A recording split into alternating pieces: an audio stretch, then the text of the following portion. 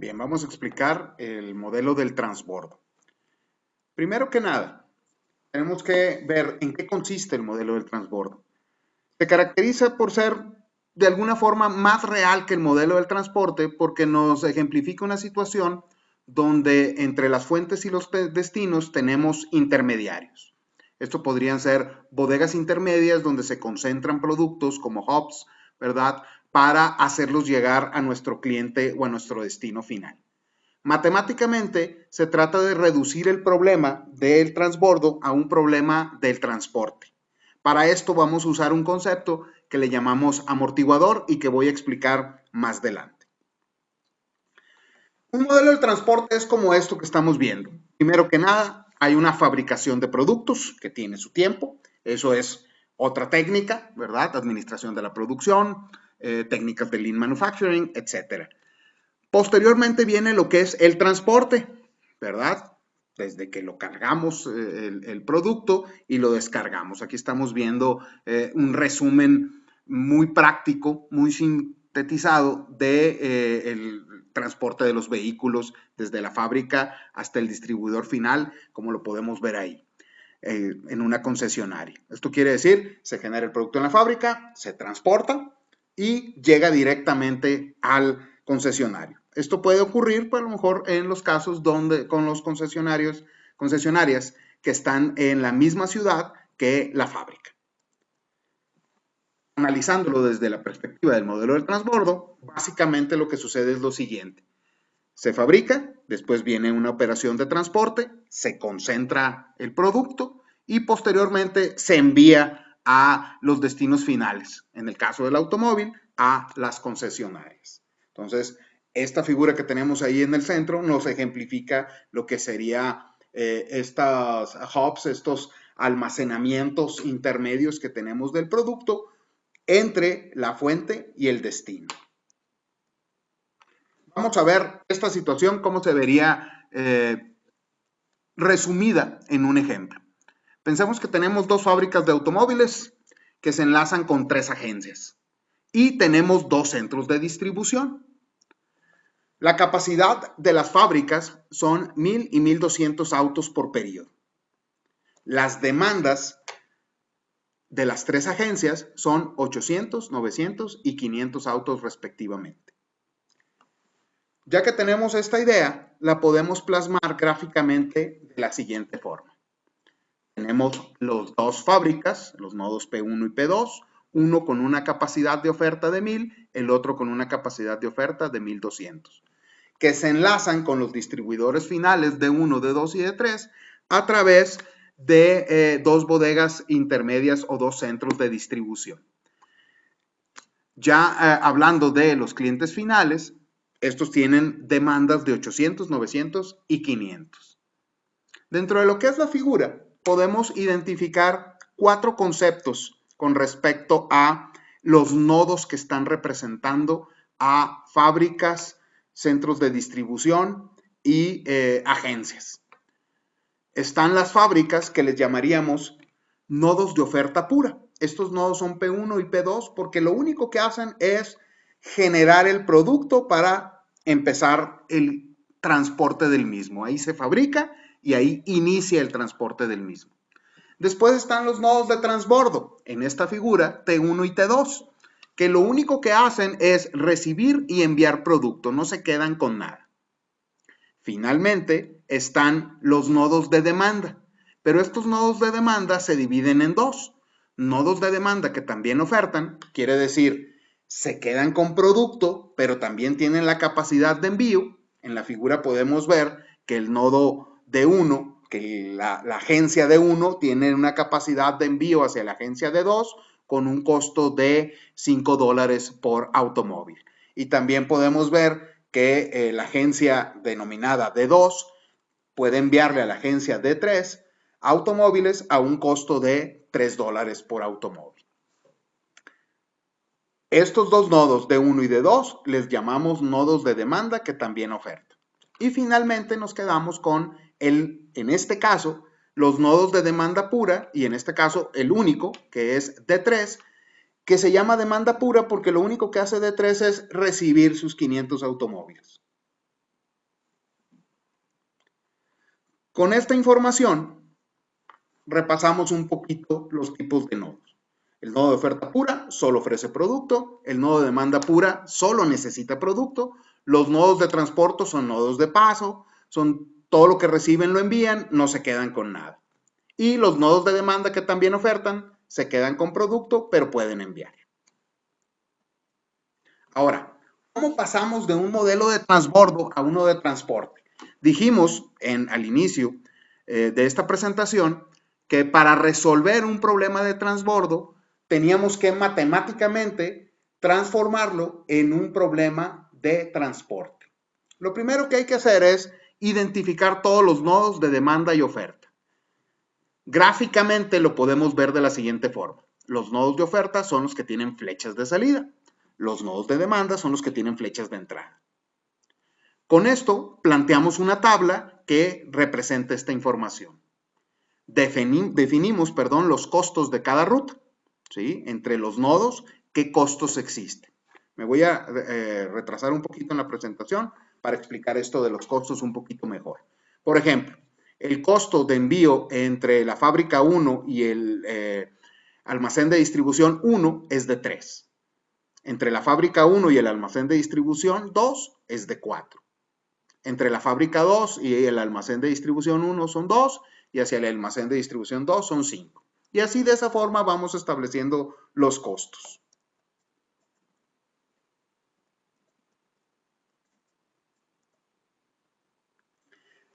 Finalmente, definimos la oferta y la demanda de cada nodo utilizando el concepto de amortiguador.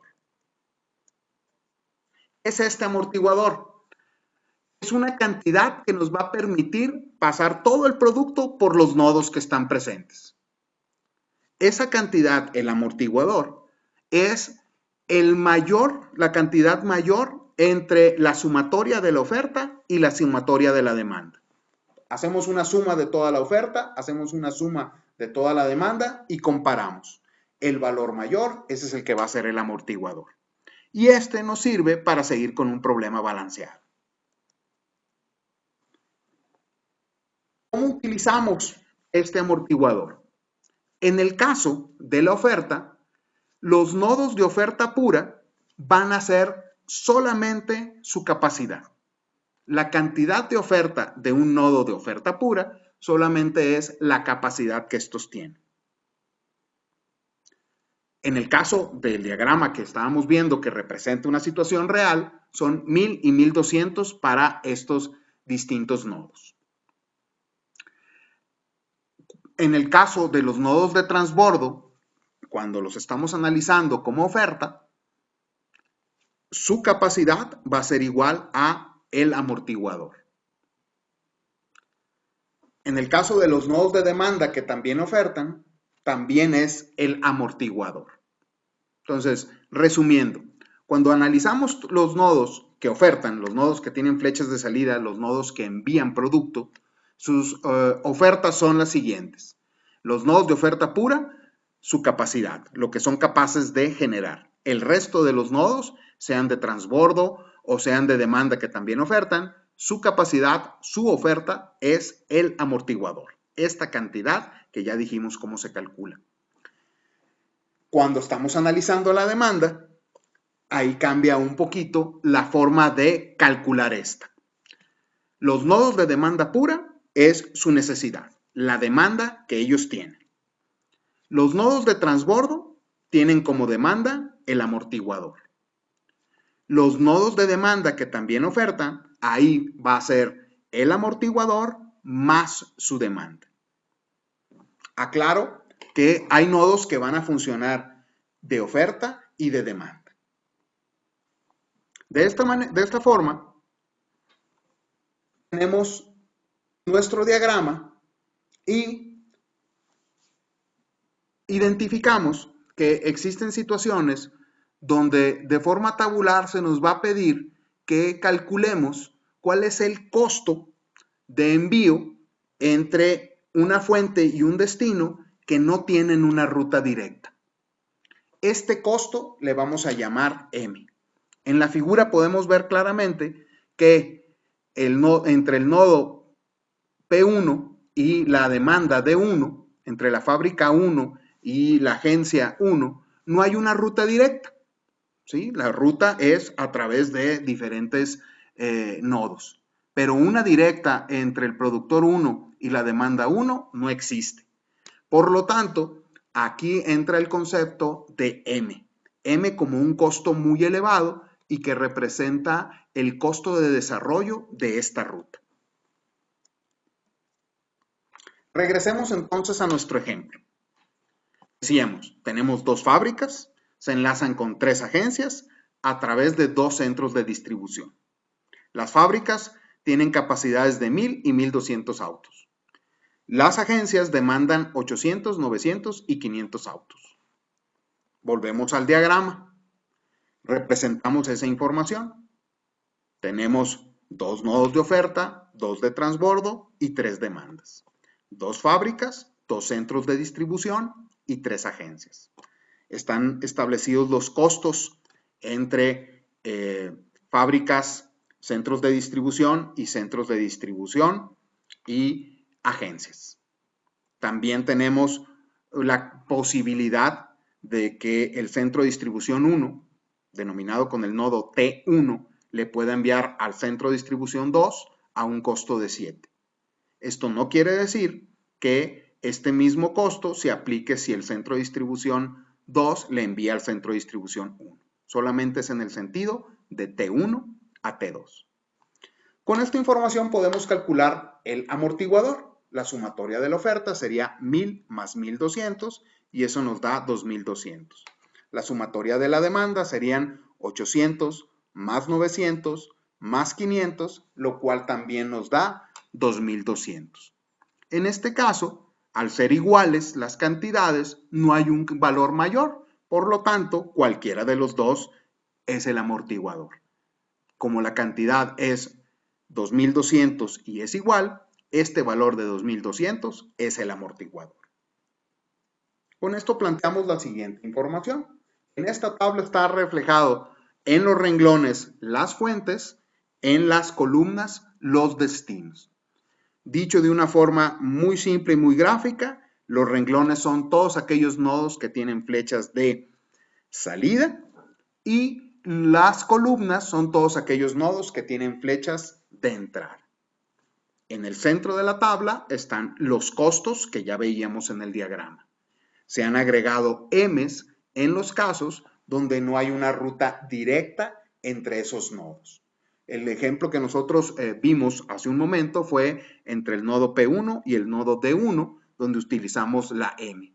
Pero lo mismo se presenta en otros distintos casos.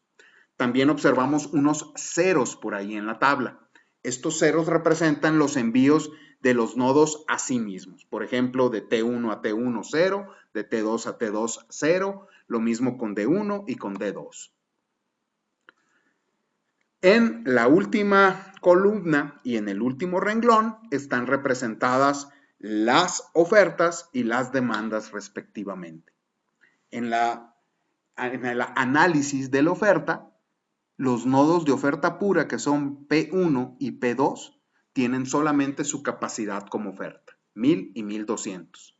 El resto de los nodos, como ya lo expliqué, son 2200 o el amortiguador. Es la misma cantidad. En cuestión de demanda, tenemos primero que nada los nodos de demanda pura, que en este caso solamente es de 3, su demanda es 500. Está también los nodos de transbordo. Ellos tienen como demanda el amortiguador. T1 y T2 tienen como demanda 2200 y 2200. Y finalmente están los nodos de demanda que también ofertan, D1 y D2, que en su caso la ecuación nos decía es su demanda más el amortiguador. D1 tiene una demanda de 800, perdón, más el amortiguador 2200 y esto nos da un total de 3000. En el caso de D2, su demanda original es 900 más el amortiguador 2200 y nos da una cantidad de 3100. Con esta tabla de planteamiento nos podemos ir al software alimentar esta misma información. Tenemos que entrar al software, entrar a la aplicación de Network Modeling. Dentro de Network Modeling seleccionamos Transportation Problem y alimentamos esta información diciendo previamente que tenemos 6 fuentes y 5 destinos. Esto lo podemos ver en la tabla, ¿no? 6 renglones, 5 columnas. Los costos coinciden con lo que tenemos en la tabla anterior, al igual que ofertas y demandas. Supply and demand para el software. Es muy conveniente que una vez que alimentamos esta tabla, guardemos nuestro archivo con un nombre pequeño de preferencia y posteriormente en la ventana de Solve and Analyze solicitarle que resuelva el problema. La opción sería Solve the Problem. El software nos regresa esta solución. Nos dice cómo es el intercambio de mercancía entre las fuentes y los destinos. Hay que tener muy en cuenta que el software no conoce el diagrama. Él solamente sabe que existen X cantidad de fuentes, que en este caso son hasta 6, y N cantidad de destinos, que en este caso son 5. Resuelve el problema buscando minimizar el costo de transporte y encuentra cómo deben de ser los envíos. Por ejemplo, entre la fuente 1 y el destino 2 hay un envío de 1000 unidades, 1000 automóviles, a un costo unitario de $4 por automóvil para un costo total de esta ruta de 4000. Y lo mismo hace con el resto de las rutas. Recordemos que en la metodología del modelo del transporte se van analizando las diferentes rutas, que estos en algunos casos le llaman el método de stepping stone o brincando piedras, porque vamos como construyendo un camino, moviendo los envíos entre las rutas en la búsqueda de la ruta óptima, que siempre será aquella que nos arroje el costo mínimo. Estos envíos nos dan un costo de $20,700. Esta solución que tenemos computacionalmente, tenemos que interpretarla para realmente tener una tabla de envíos. Y eso es lo que representamos en la siguiente tabla. Aquí sí, ya podemos decir que la fábrica 1 le va a mandar al centro de distribución 2 1000 unidades, la fábrica 2 le va a mandar al centro de distribución 1 1200, posteriormente el centro de distribución 1 le manda a la agencia 1 800 automóviles, el centro de distribución 1 le manda a la agencia 2 400, el centro de distribución 2 le manda a la agencia 2 1000 automóviles y finalmente el centro de distribución 2 le manda al centro de distribución 3 500 automóviles. Quiero aclarar que en la solución del software había más envíos de los que están expresados aquí, pero si retraso un poquito estos slides, me voy a dar cuenta que lo único que no está expresado en la tabla que estaba mostrando son aquellos envíos que se hacen de la misma fuente al mismo destino. Analicemos, por ejemplo, el número 3 que dice de la fuente 3 al destino 1 hay que mandar 1000 unidades a un costo 0.